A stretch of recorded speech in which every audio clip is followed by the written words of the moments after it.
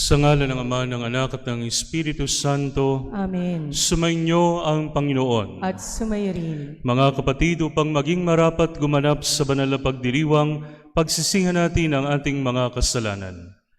Sinugong tagapagpagaling sa mga nagsisisi, Panginoon, kaawaan mo kami. Panginoon, kaawaan mo kami. Dumating na tagapaganyayang ang mga makasalanay magsisi, Kristo, kaawaan mo kami. Kristo, kaawaan mo kami. Nakaluklukan sa kanan ng Diyos Ama para ipamagitan kami, Panginoon, kaawaan mo kami. Panginoon, kaawaan mo kami. Kaawaan tayo ng makapangyarihang Diyos, patawarin tayo sa ating mga kasalanan, at patnubayan tayo sa buhay na walang hanggan. Amen. Papuri sa Diyos sa kaitaasan.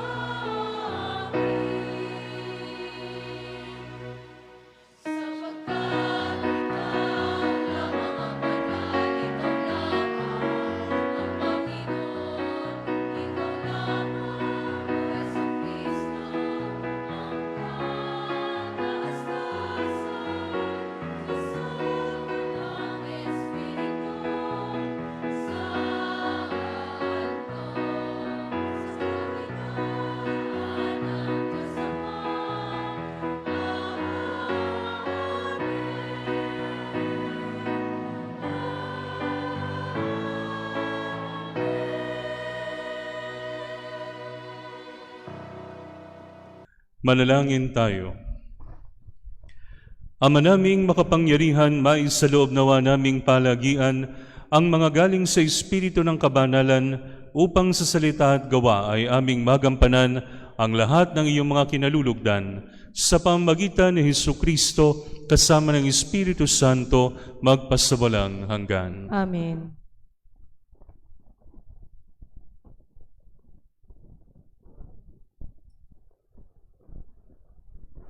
Ang salita ng Diyos mula sa unang aklat ni Samuel.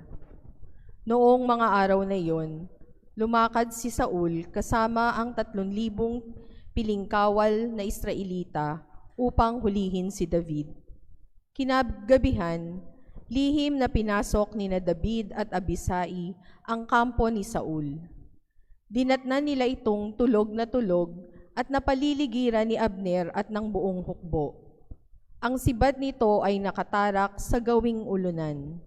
Sinabi ni Abisai kay David, "Niloob ng Diyos na mahulog ngayon sa mga kamay mo ang iyong kaaway.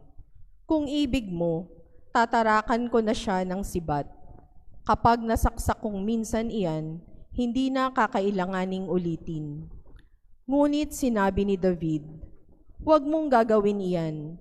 Malaking kasalanan ang magbuhat ng kamay sa hinirang ng Panginoon."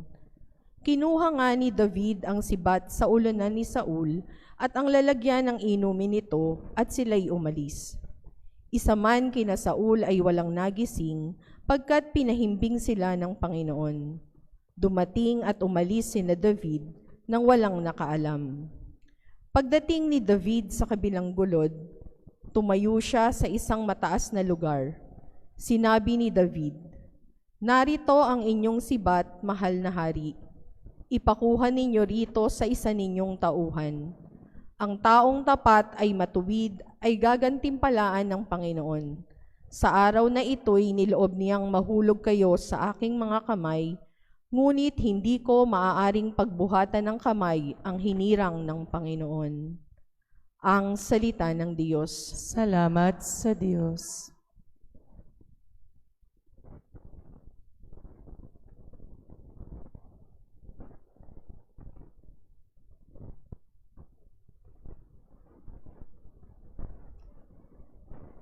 Ang ating mahabang Diyos ay nagmamagandang loob.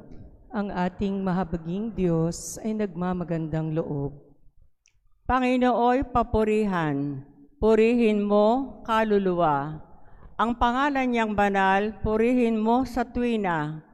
Ikaw, aking kaluluwa, ang Diyos na papurihan, at huwag mong lilimutin, yaring kanyang kabutihan. Ang ating mahabaging Diyos ay nagmamagandang loob.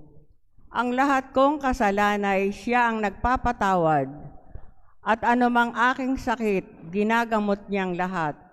Sa bingit ng kamatayan, ako ay inililigtas, at pinagpapala ako sa pag-ibig niya't habag.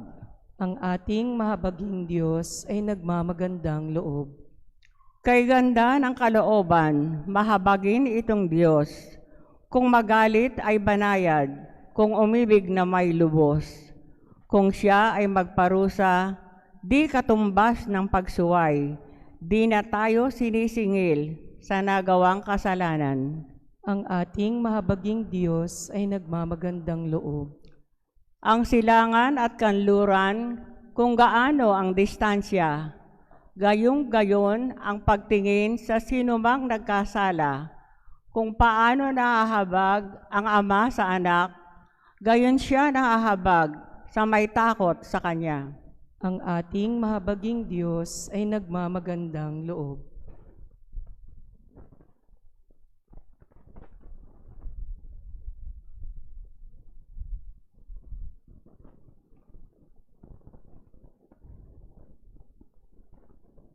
Ang salita ng Diyos mula sa unang sulat ni Apostol San Pablo sa mga taga-Korinto. Mga kapatid, ganito ang sinasabi sa kasulatan. Ang unang tao, si Adan, ay nilikhang binigyan ng buhay. Ang huling Adan ay espiritong nagbibigay buhay. Ngunit hindi nauna ang panlangit, ang panlupa muna bago ang panlangit. Ang unang Adan ay mula sa lupa, sapagkat nilikha sa alabok. Mula sa langit ang pangalawang Adan. Ang mga katawang panlupa ay tulad ng nagmula sa lupa. Ang mga katawang panlangit ay tulad ng nagmula sa langit. Kung paano tayo'y katulad ng taong nagmula sa lupa, Darating ang araw na matutulad din tayo sa nanggaling sa langit. Ang salita ng Diyos. Salamat sa Diyos.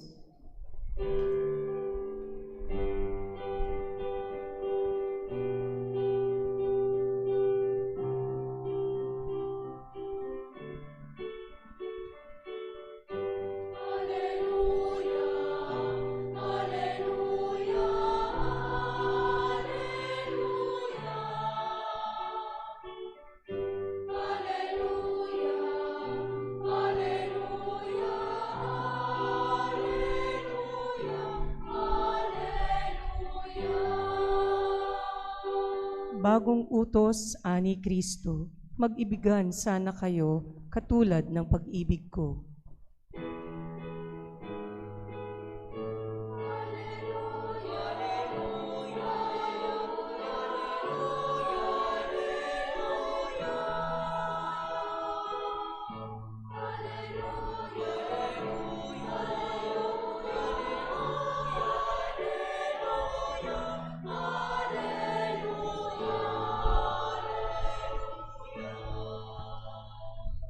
Sumainyo ang Panginoon. At sumayo rin. Ang mabuting balita ng Panginoon ayon kay San Lucas. Papuri sa iyo, Panginoon.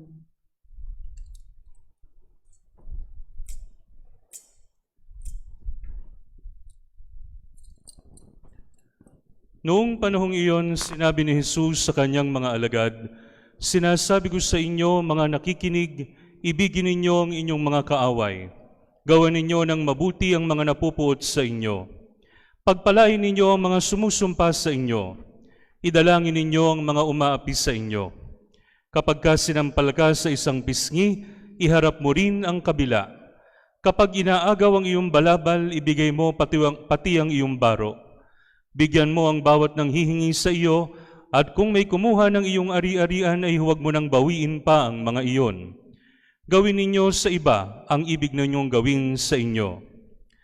Kung ang iibigin lamang ninyo ay ang mga umiibig sa inyo, ano pang gantimpala ang inyong hihintayin? Kahit ang mga makasalanan ay umiibig din sa mga umiibig sa kanila.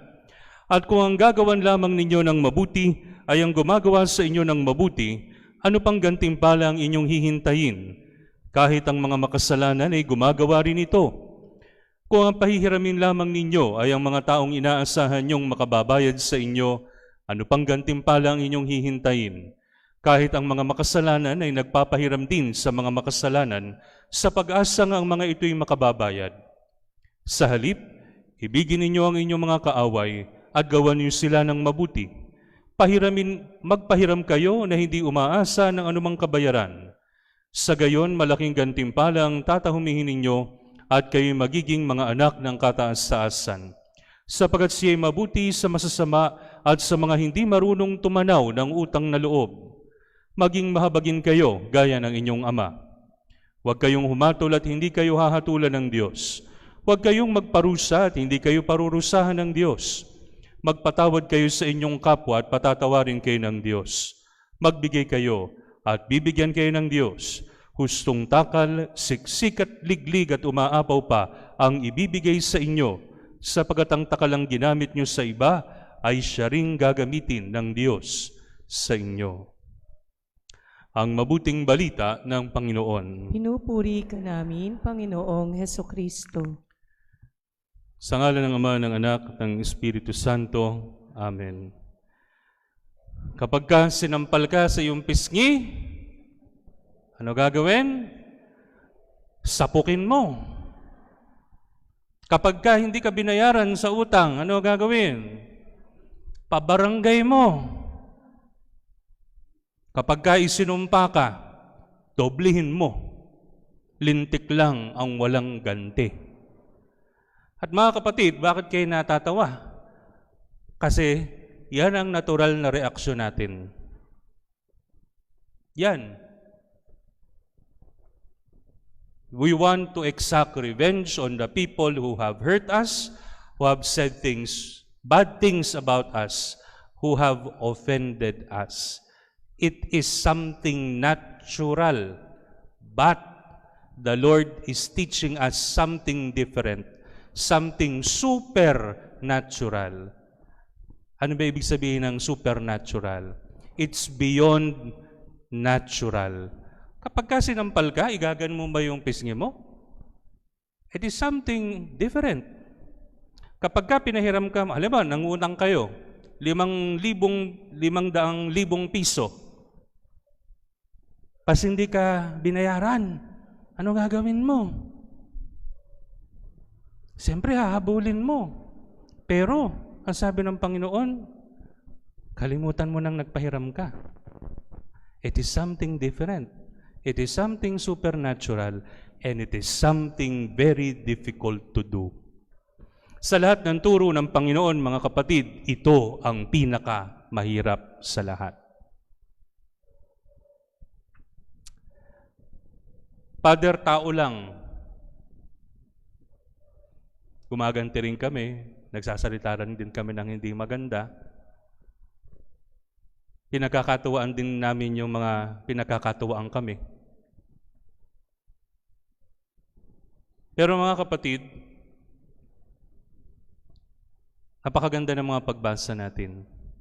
Sa second reading, sinabi sa atin na ang unang Adan ay binigyan ng buhay, pero ang ikalawang Adan ay nagbigay ng buhay sa Espiritu. Ang unang Adan, si Adan, pero yung ikalawang Adan, si Kristo. Bahagi ba kayo ni Kristo? Bahagi tayong lahat ni Kristo. At yung kayang gawin ni Kristo, binigyan din tayo ng kakayahang gawin. Kaya hindi lang tayo basta tao, meron tayong kakayahan na to go beyond our nature and to lift our spirits to the level that God expects us to do. Sa atin pong unang pagbasa, narinig natin, meron ng pagkakataon si David napatayin si Saul. Bakit papatayin ni David?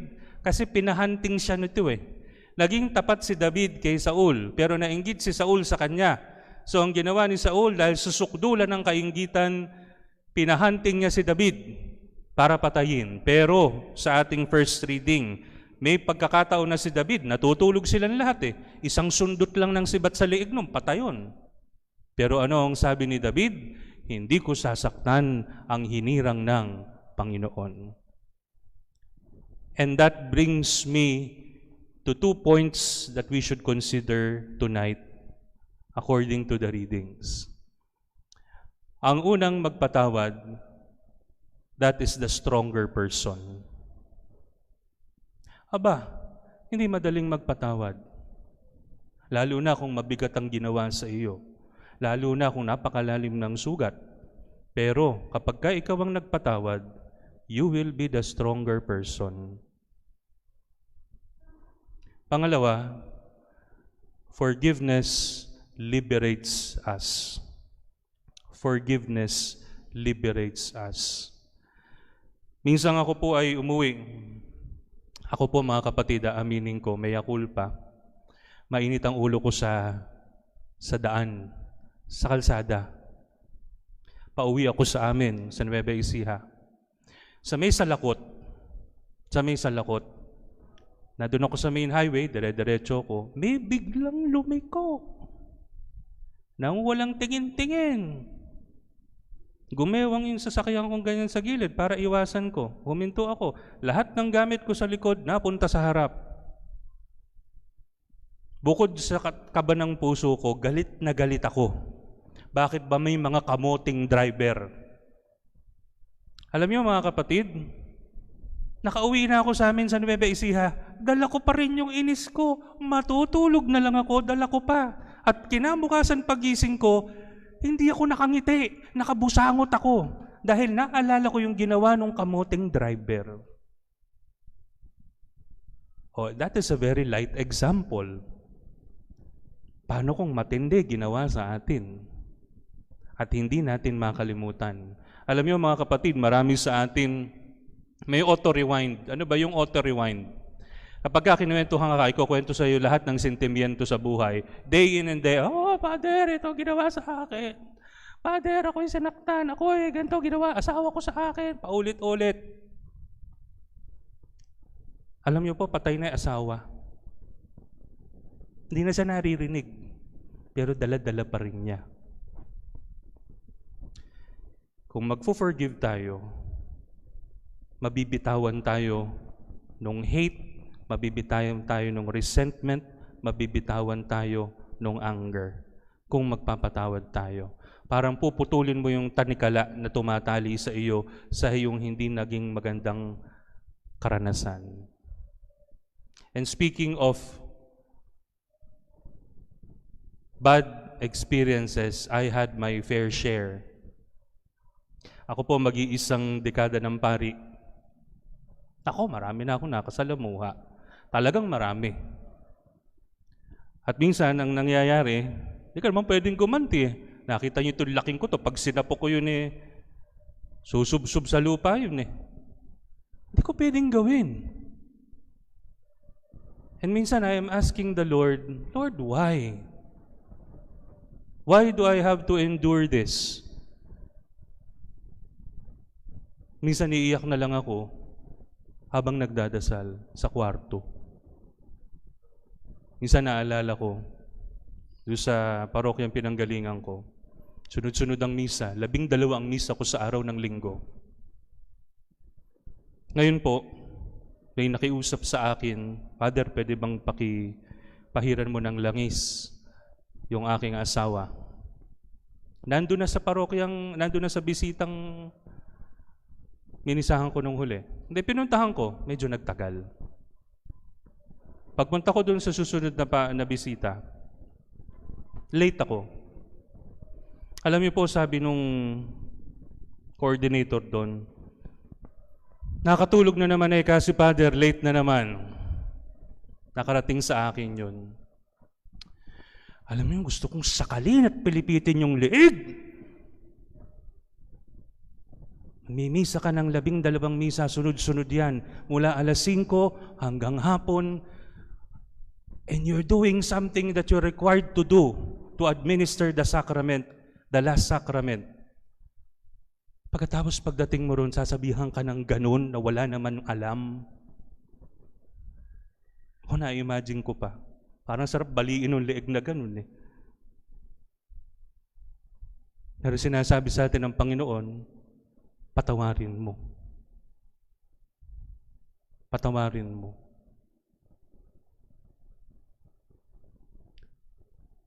Asahan natin mga kapatid sa buhay na ito, we will be hurt, we will be offended, we will be angered. Hindi tayo lalabas ng buhay sa buhay na ito nang hindi tayo nasusugatan. Tandaan niyo yan. Pero ang hinihiling sa atin ng Panginoon, huwag ka lang basta kumilos ng ayon doon sa instinct mo. Magpasya ka ng ayon doon sa sinasabi ko sa iyo.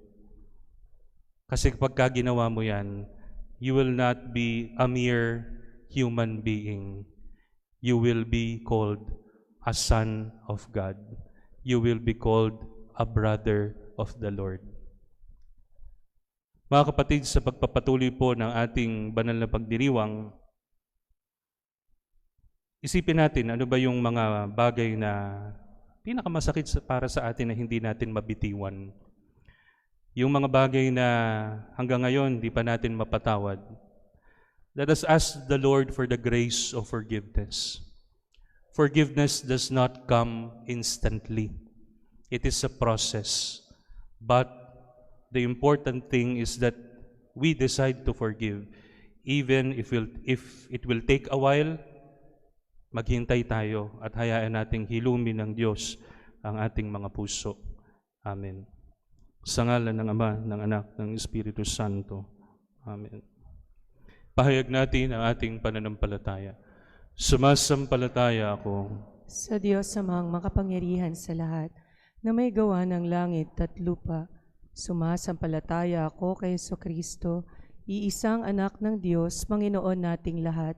Nagkatawang tao siya, lalang ng Espiritu Santo, ipinanganak ni Santa Maria Birhen, pinagpakasakit ni Poncio Pilato, ipinako sa krus, namatay, inilibing, nanaog sa kinaroroonan ng mga yumao, nang may 3 araw na buhay na maguli, umakyat sa langit, naluluklok sa kanan ng Diyos amang makapangyarihan sa lahat. Doon magmumula at paririto at uhukom sa nangabubuhay at nangamatay na tao.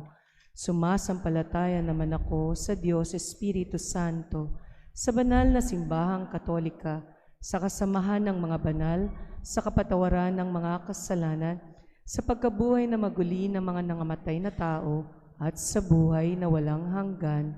Amen. Mga kapatid, hilingin natin sa Amang Mahabagin na turuan tayong mahabag at magpatawad.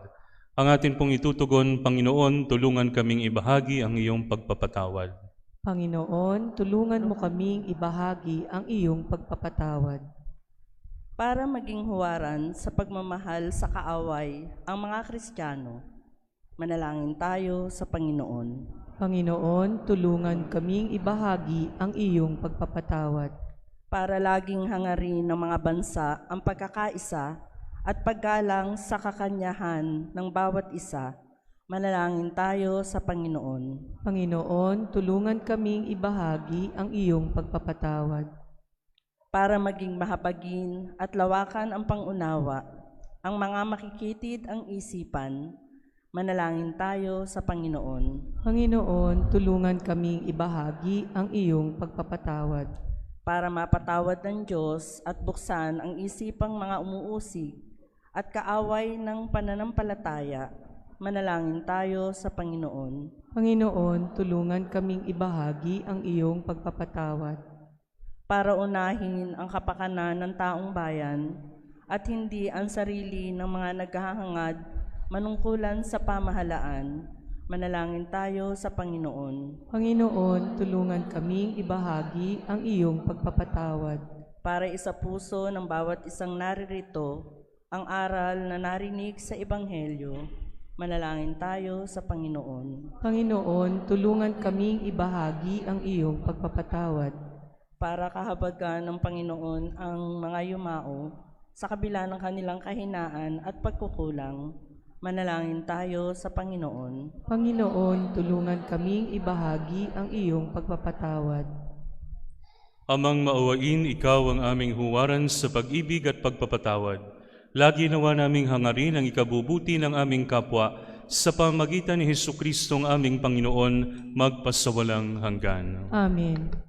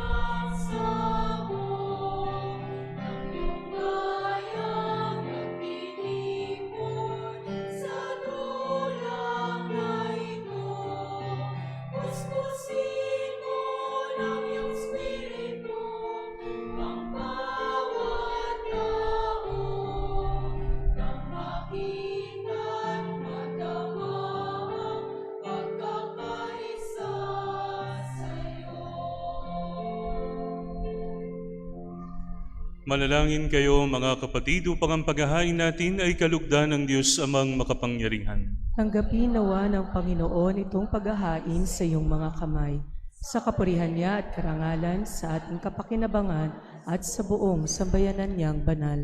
Ama naming lumikha sa pagganap namin ng banal na pagdiriwang upang ikaw ngay aming paglingkuran, hinihiling namin naway mapakinabangan ang aming inihahain sa iyong karangalan, sa pamamagitan ni Hesukristo kasama ng Espiritu Santo magpasawalang hanggan. Amen. Sumainyo ang Panginoon. At sumayo rin, Itaas sa Diyos ang inyong puso at diwa. itinaas na namin sa Panginoon. Pasalamatan natin ang Panginoong ating Diyos. Marapat na siya ay pasalamatan. Ama naming makapangyarihan, tunay ngang marapat na ikaw ay aming pasalamatan sa pamamagitan ni Hesukristo na aming Panginoon. Lubhang nabagabag ang kanyang loob sa pagkakamali ng tao sa sansinukob, kaya't minabuti niyang siya ipanganak ng birheng bukod mong pinagpala sa babaeng lahat. Sa labi ng imbing kamatayan kami inagaw ng namatay mong anak. Sa pagkabuhay niya kami kanyang binuhay upang kaugnayan namin sa iyo huwag magwakas. Kaya kaisa ng mga anghel na nagsisiawit ng papuri sa iyo ng walang humpay sa kalangitan, kami nagbubunyi sa iyong kadakilaan.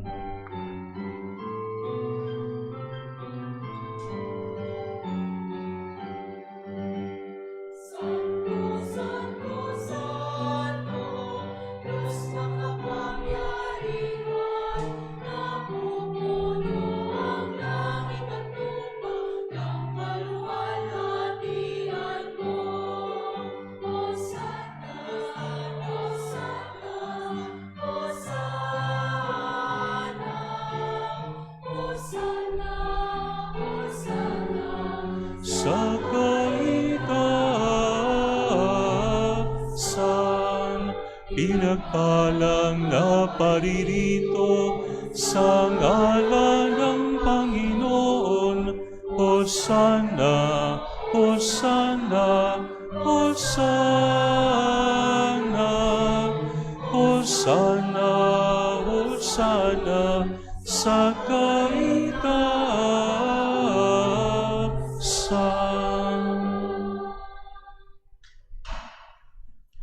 Ama naming banal, ikaw ang bukal ng tanang kabanalan, kaya't sa pamamagitan ng iyong Espiritu, gawin mong banal ang mga kaloob na ito, upang para sa amin maging katawan at dugo ng aming Panginoong Hesukristo. Bago niya pinagtiis ang kusang loob na maging handog, hinawakan niya ang tinapay, pinasalamatan kanya, pinaghati-hati niya iyon. Iniabot sa kanyang mga alagad at sinabi, tanggapin ninyong lahat ito at kanin. Ito ang aking katawan na ihahandog para sa inyo.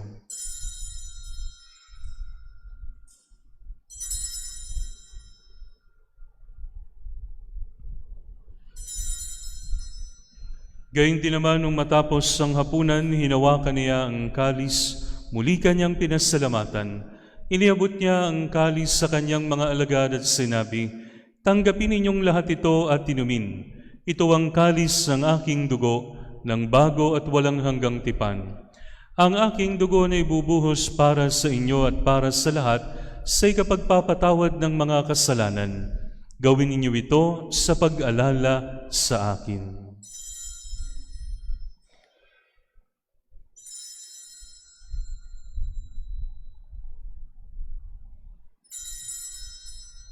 Ipagbunyi natin ang misteryo ng pananampalataya.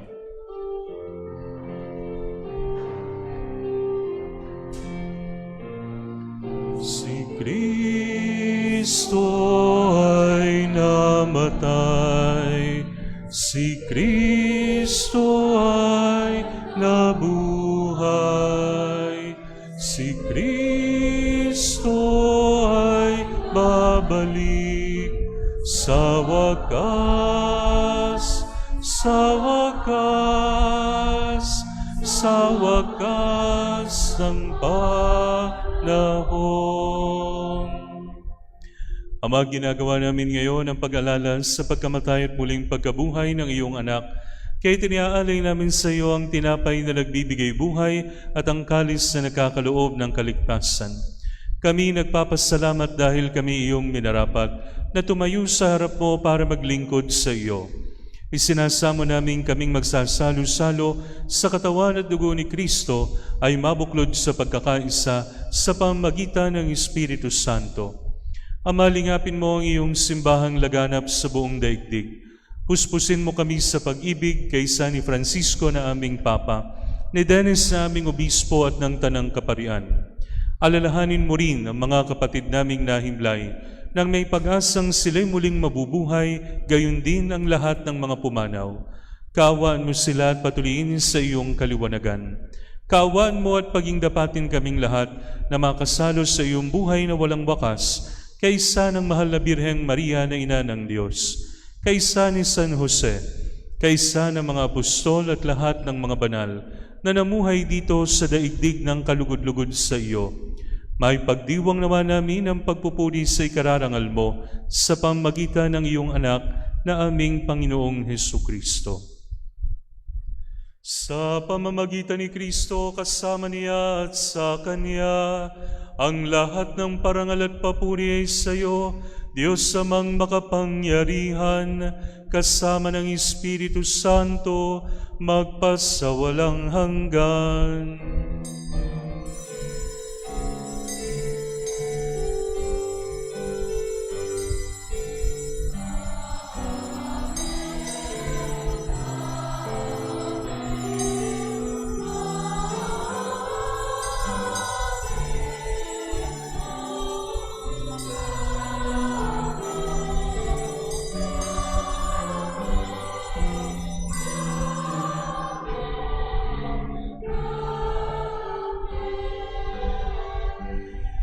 Sa tagubili ng mga nakagagaling na utos sa turo ni Jesus sa Panginoon natin at Diyos, ipahayag natin ang lakas loob.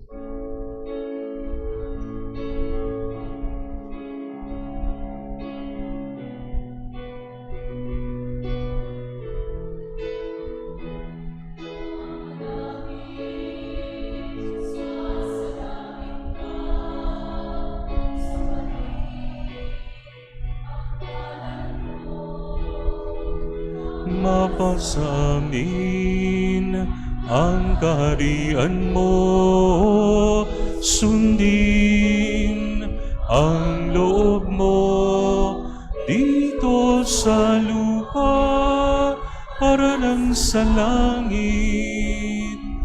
Bigyan mo kami ng aming kakanin sa araw-araw.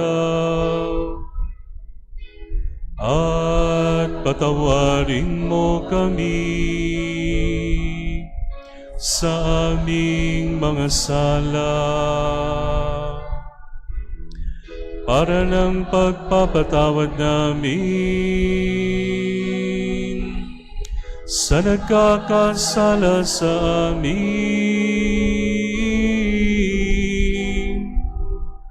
At huwag mo kaming ipahintulot sa tukso,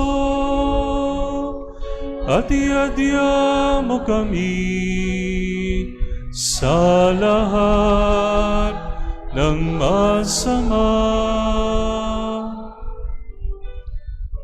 Hinihiling namin kami iadya sa lahat ng masama, pagkalooban ng kapayapaan araw-araw, iligtas sa kasalanan at ilayo sa lahat ng kapahamakan, samantalang aming pinananabikan ang dakilang araw ng pagpapahayag ng tagapagligtas naming si Jesucristo.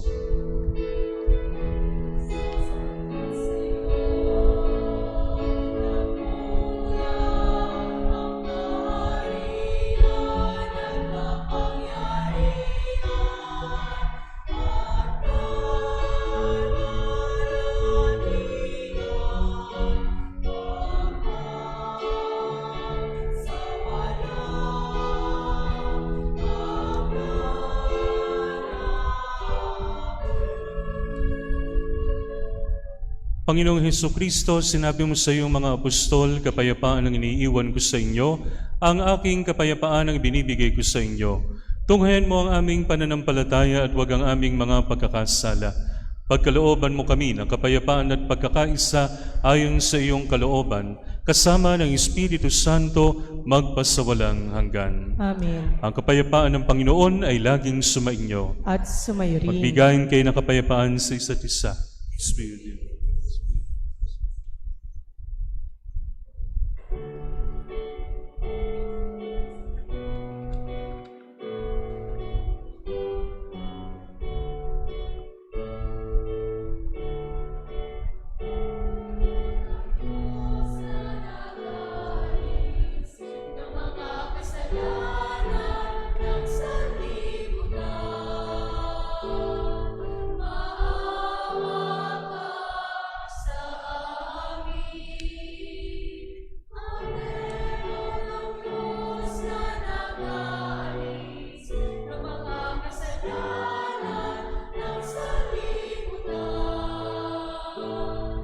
Maawa ka sa amin.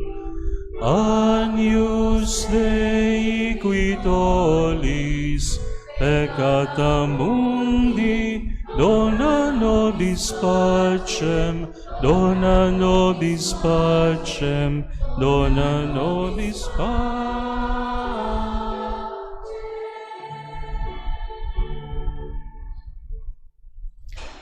Ito ang kordero ng Diyos, ito ang nag-aalis sa mga kasalanan ng sanlibutan.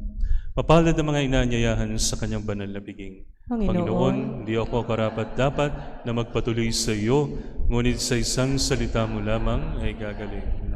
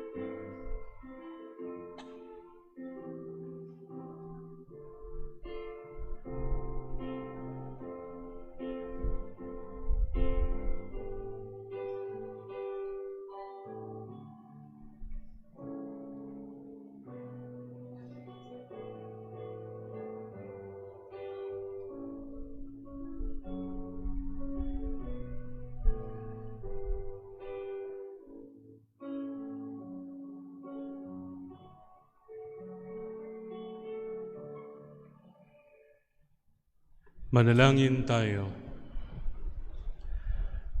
Ama naming mapagmahal, ipagkaloob mong aming mapakinabangan ang dulot ng kaligtasan ng aming pinagsaluhan bilang sangla ng iyong tiyak na pagsagip sa tanan sa pamagitan ni Jesucristo kasama ng Espiritu Santo magpasawalang hanggan. Amen. Sumainyo ang Panginoon. At sumayo rin. Pagpalain kayo ng makapangyarihang Diyos Ama, Anak at Espiritu Santo. Amen. Nayalay ng banal na misa, humayo kayong taglay ang kapayapaan ni Kristo. Salamat sa Diyos.